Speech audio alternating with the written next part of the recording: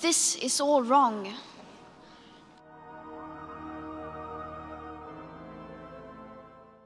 This is all wrong.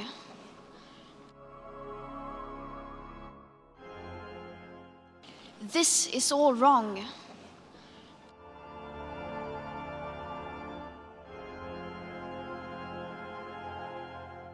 Well, a handful of tech companies increasingly dominate the daily lives of Americans. What could go wrong? Whether you're shopping, socializing, working, or learning, odds are you'll be spending an awful lot of time using Amazon, Facebook, Google, and a couple of others. Can we count on the goodwill of these companies? That's a rhetorical question. Dennis Prager operates Prager University, which creates videos online to educate people. He's recently sued Google and its subsidiary YouTube. He says they've deliberately restricted his videos so they have less reach and are ineligible for ad revenue. Dennis Prager joins us tonight. Dennis, that's a heavy-duty charge. Clearly, I don't think you would have filed a lawsuit without evidence to support it. Tell us what you know, why they did this to you. They have placed on their restricted list. That means that it can't be viewed in libraries, in schools, or any home that filters out pornography, for example. Cannot be seen in any of those places. Our videos are as innocent as exists on the internet. 4 Pulitzer Prize winners, professors from Stanford, MIT, Harvard, Yale. I mean, it is about as normative and conservative, but we don't only have conservatives. Alan Dershowitz has given a number of videos, and by the way, his video was placed on the restricted list as well.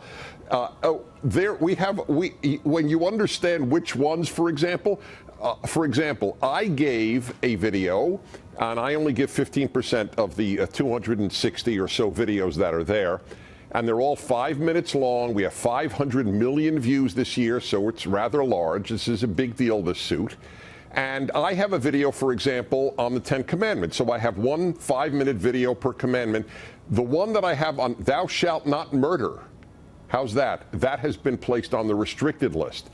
We have a video, America Must Lead. So do liberals have a video, America Must Lead, but our America Must Lead, and I believe it was given by Brett Stephens, not exactly a flaming conservative, even that was placed on the restricted list. It's all entirely due to our content and being conservative. And they need to be called on this. Well, yeah, that's for sure. What you've said, and I believe you because I know you and I know that you're a religious and moral man, and you're smart. So you bring this argument to them, to Google and its subsidiary YouTube, and you say, why are you doing this to me? Right. What was their response? Inappropriate for children. Well, but did they give examples? There is no answer.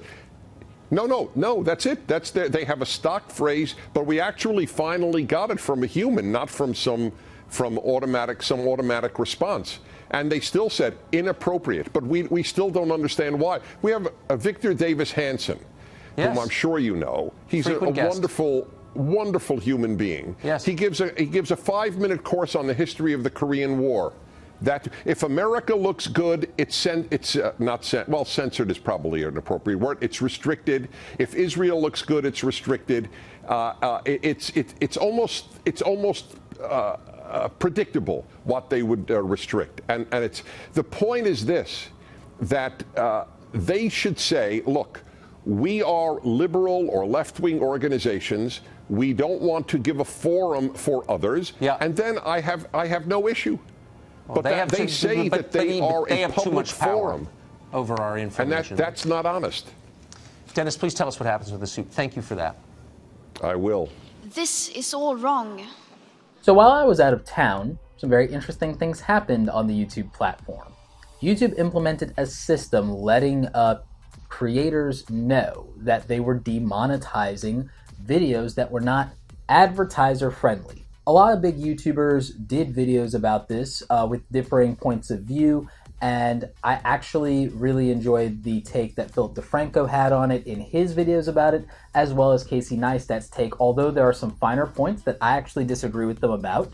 Due to some information that came from articles written in Medium.com by Hank Green, head of the Internet Creators Guild, one of the Vlog Brothers, and one of the heads of VidCon, one of the founders of VidCon. All of you guys know who Hank Green is, right?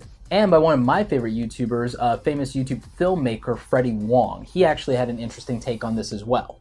There's been a lot of hype around this YouTube demonetization issue, and a lot of it hasn't had a lot of substance. And the thing is, a lot of people haven't really addressed the other side. I do think that Philip DeFranco and I think Casey Neistat were a little more even-handed in their analysis and their approach to it. One of the interesting things, though, I'm very different than a lot of YouTubers in the fact that I actually have been on the advertising and marketing side of business as a career prior to YouTube, and to this day, through my marketing and consulting business, I actually help some of my clients with Google AdWords advertising. That means that they have ads that run in YouTube. So having seen the AdWords interface, having understanding what their pressures are, I can understand exactly why YouTube is making moves to make things just a little easier on advertisers and a little more comfortable for them. One of the reasons I say everything will be fine, because in the long run, what this means, especially for small YouTube channels, is everyone who is within content guidelines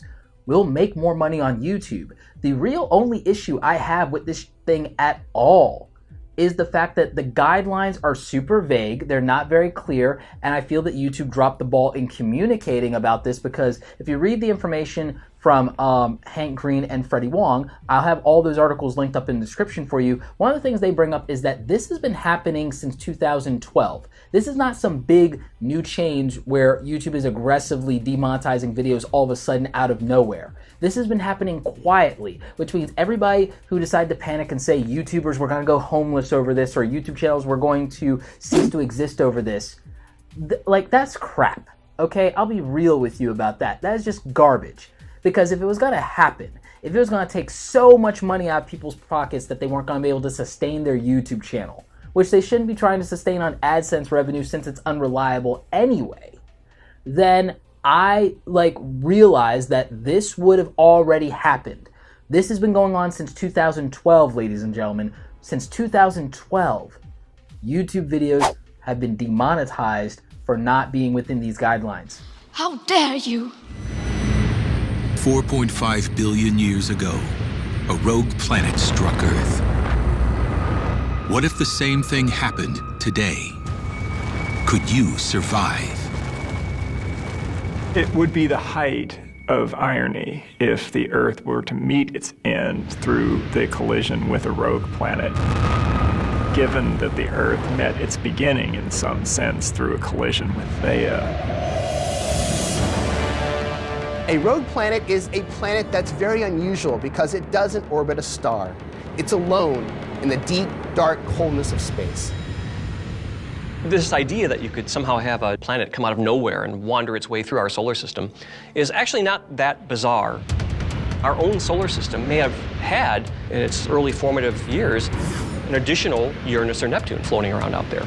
And as the orbits of the outer planets rearrange themselves, we may have well ejected one of these planets out there into interstellar space. This process may be very common amongst other forming planetary systems, and so it's possible that these planets without stars may every now and then wander their way through the solar system. The worst case scenario, really, for Earth interacting with a rogue planet would be a rogue planet that's on nearly a direct collision course. You would first start to see the seismic activity, the tectonic activity light up. Things like earthquakes, volcanoes, explosions. As the Earth shakes, another threat arises. The rogue planet's rings, made of billions of pieces of ice and rock, are about to strike the Earth. It will start as a meteor shower of sorts, but then it will quickly evolve into a firestorm. It will destroy everything. And that's just the beginning. Tides would be thousands of times more powerful than the ones created by the moon. Faults would just rupture and spew out lava. The cracking of the continents would presage the total destruction of the Earth. Our planet will tear apart and become a sort of silly putty that will eventually form a new belt of asteroids or debris around the sun. 66 million years ago, a massive asteroid hit Earth and killed off the dinosaurs. What if the same size rock struck the planet today? I shouldn't be up here. I should be back in school on the other side of the ocean. Yet you all come to us young people for hope. Look at social media.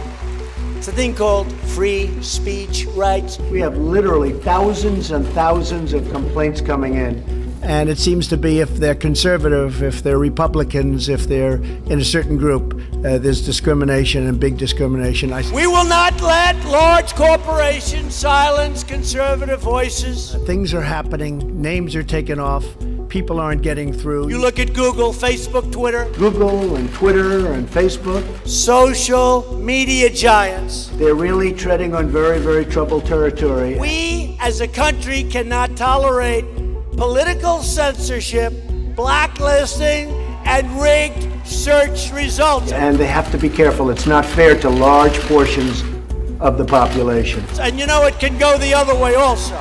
So something's happening with those groups of folks that are running Facebook and Google and Twitter. And I do think we have to get to the bottom of it. It's very fair. It's collusive, and it's very, very fair to say that we have to do something about it. And we're not going to let them control what we can and cannot see, read, and learn from. We can't do that. How dare you? Thank you, Mr. Chairman. Welcome to each of the witnesses. I'd like to start by asking each of the company representatives a simple question, which is, do you consider your companies to be neutral public fora? Ms. Beckert? Thank you, Senator. The mission of our company is to connect people.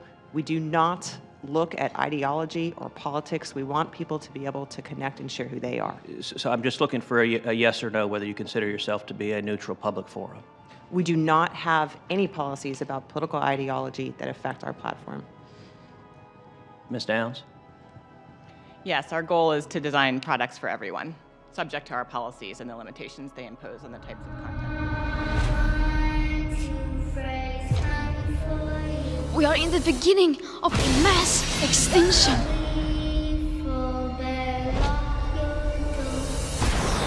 Don't fall asleep. I do not want to believe that.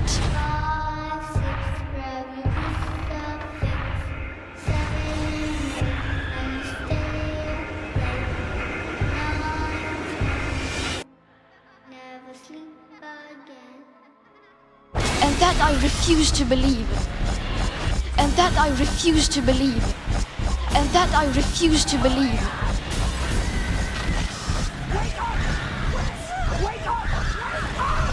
How dare you? How dare you? You have nothing to worry about. This won't hurt one little bit. Because if you really understood the situation and still kept on failing to act, then you would be evil.